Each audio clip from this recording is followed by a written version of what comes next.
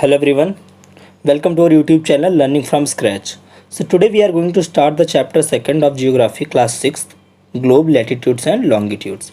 In the previous chapter you have read about our planet Earth is not a sphere. Previous chapter में हमने ये पढ़ा था कि जो हमारी अर्थ है that is not a sphere, वो completely sphere नहीं है, that is slightly flattened in north and south pole, थोड़ी सी flat है north और south pole की तरफ. Can you imagine how it looks? You may look at the globe carefully in your classroom to get an idea. अगर तुम्हें इसके बारे में डिटेल में जानना है तो आप अपने क्लास में जो ग्लोब है उसको ध्यान से देखिए. Globe is a true miniature form of the earth. जो ग्लोब होता है that is a true model. Globe ही है जो अर्थ का ट्रू मॉडल होता है. स्मॉल होता है, छोटा होता है, but that is a true model. Globe may be varying size and types, big ones which cannot be carried easily, small pockets globes and globes like balloon which can be inflated and are handy and carried with ease.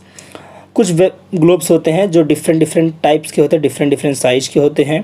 कुछ छोटे होते हैं, कुछ बड़े होते हैं. कुछ balloon types के होते हैं जिनको वी कैन इन्फ्लेट और ये एक जगह से दूसरी जगह we can easily carry them. The globe is not fixed. It can be rotated the same way as the top spin or a potter's wheel is rotated. Globe जो होता है वो फिक्स नहीं होता. It can be rotated in any manners. जैसे हम अपनी wheel को साइकिल के पहिए को रोटेट करते हैं, similarly we can rotate the globe as well. On the globes, countries, continents and oceans are shown in the correct size. तो ग्लोब में क्या होता है? We all know that globe के अंदर कंट्रीज़ होती हैं, कॉन्टिनेंट्स होते हैं, ओशियंस होते हैं. It is difficult to describe the location of a point on a sphere like the earth. Okay, so next important चीज़ ये है हमारे लिए जानना कि जो लोकेशन होता है, एग्जैक्ट लोकेशन ग्लोब के अंदर जानना बहुत ही डिफ़िकल्ट है. क्यों डिफ़िकल्ट है? क्योंकि कोई एक बलून है. लेट्स टेक एग्जांपल, आपके पास एक बलून है, आपके पास एक फुटबॉल है. उस फुटबॉल पे एग्जैक्ट लोकेशन हर बार सेम लोकेशन को फाइंड आउट करना बहुत मुश्किल होगा. तो इससे टैकल करने के लिए, इसको दूर करने के लिए क्या किया जा सकता है, तो इसके बारे में हम पढ़ेंगे. इसको दूर करने के लिए मैं भी बता देता हूँ. इसको दूर करने के लिए जो लैटिट्यूड और लॉन्गिट्यूड का कॉन्सेप्ट आया है, इसको यूज़ किया गया है. क्योंकि जो लाइनें होती हैं, इसी लाइनों के through we get to know where the exact location of exact country and continent is there. So now the questions arises as to how to locate a place on it. We need certain points of reference and line to find out the location of the place. हमें कुछ certain line चाहिए और वही line है latitudes और longitudes. You will notice the needle is fixed through the globe is tilted manner which is called its axis. आप globe पे देखिए, फिगर 2.1 देखिए, उसके अंदर देखिए कि ग्लोब के अंदर एक निडल लगी हुई है जिसके थ्रू वो घूमता है. तो उस जिसके थ्रू वो घूमता है उसको हम कहते हैं axis. 2 points on the globes through which the needle passes are 2 poles, north pole and south pole. So the 2 points in which the needle is passes through, दो वो points जहाँ से needle को pass हुआ है उनको कहते हैं हम north pole and south pole. The globe can be moved around this needle from west to east just as earth moves. So globes के अंदर ग्लोब जो होता है उसको हम मूव भी करा सकते हैं. कैसे? वेस्ट टू ईस्ट, जैसे कि अर्थ मूव करती है west to east, exactly in the same manner we can rotate the globe as well.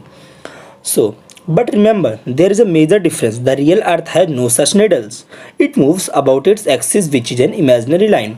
तो अगर रियल जो हमारी रियल अर्थ होती है उसके अंदर ऐसी कोई निडल नहीं होती, लोहे की रॉड वगैरह कुछ नहीं होती. There is no such needles.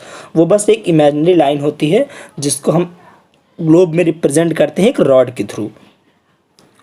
Another imaginary line running on the globes divide it into 2 equal parts. This line is known as the equator. और एक another imaginary line होती है जो कि हम ग्लोब पे एज्यूम करते हैं, जो कि उसको इक्वल पार्ट में डिवाइड करते हैं, that is known as a equator.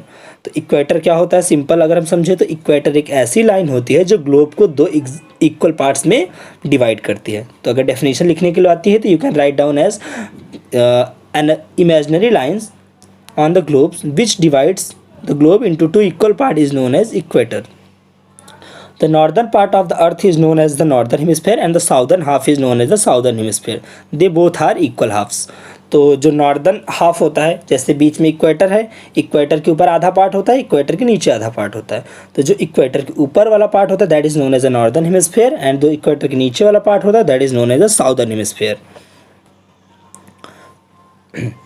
Therefore, the equator is an imaginary circular line and is very important reference point to locate all places on earth. जो इक्वेटर होती है वो बहुत ही इंपॉर्टेंट लाइन होती है। आप फिगर 2.2 में देखिए इक्वेटर लाइन डॉटेड डॉटेड में रिप्रेजेंट करी गई है, वो इक्वेटर लाइन है।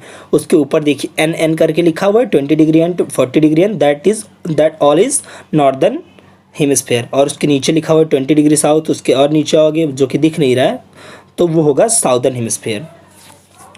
All parallel lines from the equator up to the poles are called parallel of latitudes. Latitudes are measure in degrees.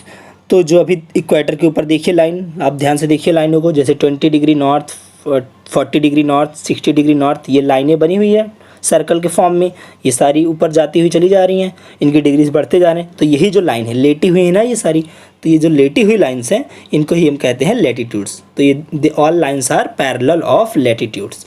और हम इनको किस में मेज़र करते हैं? डिग्री में मेज़र करते हैं। The equator represent the 0 degree latitudes. और जो हम इक्वेटर होता है हमारा उसको हम कहते हैं 0 डिग्री लैटिट्यूड। जो इक्वेटर का एंगल क्या होता है? 0 degree. Since the distance from the equator to either of the pole is 1/4 of the circle of the earth, it will measure 1/4 of the 360 degree, that means 90 degree. तो जो equator से north pole का जो distance होता है that is always 1/4।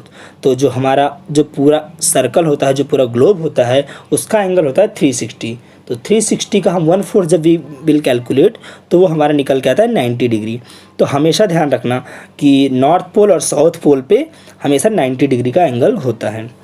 अगर वो north पे है तो 90 डिग्री नॉर्थ, अगर साउथ डायरेक्शन में है तो 90 degree south. As such all parallel north of the equator all called north latitudes. Similarly all parallel south of equator are called south latitudes. तो इक्वेटर के ऊपर वाली जितनी भी लाइनें हैं, जितनी भी आप लाइनें देखिए 20 डिग्री नॉर्थ, 40 डिग्री नॉर्थ, उसी तरह नीचे देखिए आप 20 डिग्री साउथ, तो ये जो ऊपर की लाइनें हैं उनको हम सारी लाइनें को हम कहते हैं नॉर्थ लैटिट्यूड्स, क्योंकि वो नॉर्थ की डायरेक्शन में है, सारी लेटी हुई हैं तो होंगी नॉर्थ लैटिट्यूड्स। उसी के नीचे आप जस्ट देखिए इक्वेटर के नीचे 20 डिग्री साउथ है तो क्या हो गई? साउथ लैटिट्यूड्स की लाइन हो गई वो। The value of each latitude is therefore followed by either of the words north और साउथ। तो जो सारी लाइनें होती हैं, जितनी भी लाइनें होती हैं, उनकी कुछ ना कुछ वैल्यू होती है, डिग्री होती है, और उनका एक डायरेक्शन भी ज़रूर होता है। अगर वो या तो वो नॉर्थ में होंगी या तो वो साउथ में होंगी। जैसे आप फिगर में देखिए 20 डिग्री है, नॉर्थ है, उसके आगे एन भी लिखा हुआ है, तो वो एन लिखना बहुत ज़रूरी है क्योंकि एन रिप्रेजेंट करता है कि वो नॉर्थ के डायरेक्शन में है और एस रिप्रेजेंट करता है कि वो साउथ के डायरेक्शन में है। तो हर एक जो लैटिट्यूड लाइनें होती है उनका अपना एक एंगल होता है और अपना एक डायरेक्शन होता है। ओके, फॉर एग्जांपल अभी जैसे हमने अभी पढ़ा था पीछे कि ये हमारी लाइनें क्यों, इनकी इंपॉर्टेंस क्यों होती है, तो इनकी इंपॉर्टेंस ऐसी होती है। देखिए जैसे इसमें एग्जांपल दे रखा है हमारे एनसीईआरटी में कि जो Chandrapur in Maharashtra India and below horizontally in Brazil South America are located on the parallel of 20 degree latitudes. तो जो चंद्रपुर है महाराष्ट्र का वो लोकेटेड है 20 डिग्री नॉर्थ पे, और जो ब्राज़ील है वो लोकेटेड है 20 डिग्री साउथ पे। तो अगर हमारे पास ग्लोब है, हमारे पास प्लेन ग्लोब है, जैसे कि फिगर 2.2 है, उस प्लेन को देखकर, उस प्लेन को जब वो इंजीनियर वगैरह बनाते हैं जब प्लेन को, तो वो कैसे, पहले तो वो लाइनें ड्रॉ करते हैं, वो लाइनें ड्रॉ करते हैं और हमेशा जो महाराष्ट्र है उसको हमेशा वो 20 डिग्री नॉर्थ पे हमेशा उसको बनाएंगे महाराष्ट्र को, और ब्राज़ील को हमेशा 20 डिग्री साउथ पे बनाएंगे। इसीलिए ये लाइनें इंपॉर्टेंट होती हैं क्योंकि पहले लाइनें ड्रॉ करी जाती हैं, उसके बाद ही कंट्री का रिप्रेजेंटेशन किया जाता है। कंट्रीज़, ओशियंस, स्टेट सब कुछ बनाए जाते हैं ताकि उनकी लोकेशन कभी गलत ना हो। कोई भी ग्लोब उठा लेंगे हम, सब में उनकी लोकेशन सेम ही मिलेगी। ओके, नाउ मोस्ट इम्पॉर्टेंट ये फिगर 2.3 देखिए, इसके अंदर एक फ्रिजिड जोन करके है, साउथ टेम्परेचर जोन है, नॉर्थ टेम्परेचर जोन है, आर्कटिक सर्कल है। This figure is very important. तो इसको आप 2-3 बार अपनी नोटबुक में बनाइए, इसको अच्छे से प्रैक्टिस कीजिए because each and everything is very important in this figure. तो beside the equator 0 degree, the north pole 90 degree north and south pole 90 degree south, there are 4 important parallel of latitudes. जैसे कि मैंने बताया equator जो होता है वो 0 degree पे होता है, हमेशा याद रखना, और जो नॉर्थ पोल होता है वो हमेशा 90 डिग्री नॉर्थ, अगर नॉर्थ है तो 90 डिग्री है, साउथ पोल है तो 90 डिग्री साउथ होता है। जो दोनों एक्सट्रीम पोल्स होते हैं वो हमेशा 90 पे होते हैं। अगर नॉर्थ है तो 90 डिग्री नॉर्थ, अगर साउथ है तो 90 डिग्री साउथ। उसके अलावा भी 4 इंपॉर्टेंट पैरेलल लैटिट्यूड्स होती हैं, उनके बारे में हम पढ़ेंगे। पहली होती है ट्रॉपिक ऑफ कैंसर, जो कि होती है 23 डिग्री। देखिए आप फिगर 2.3 में देखिए, Tropic of Cancer dotted line से लिखा हुआ है, उसका एंगल कितना है 23.5 डिग्री नॉर्थ। ऊपर वाली साइड नॉर्थ होती है ना, मैंने बताया था। तो ये जो ट्रॉपिक ऑफ कैंसर पास होती है वहाँ से, उसका एंगल कितना होता है, उसका एंगल 20 नहीं होता, उसका एंगल होता है 23.5 डिग्री नॉर्थ में। ऊपर साइड है इसलिए नॉर्थ, और उसका एंगल है 23.5 डिग्री। तो ट्रॉपिक ऑफ कैंसर हमेशा याद रखना कितने डिग्री से पास होता है, 23.5 डिग्री नॉर्थ से।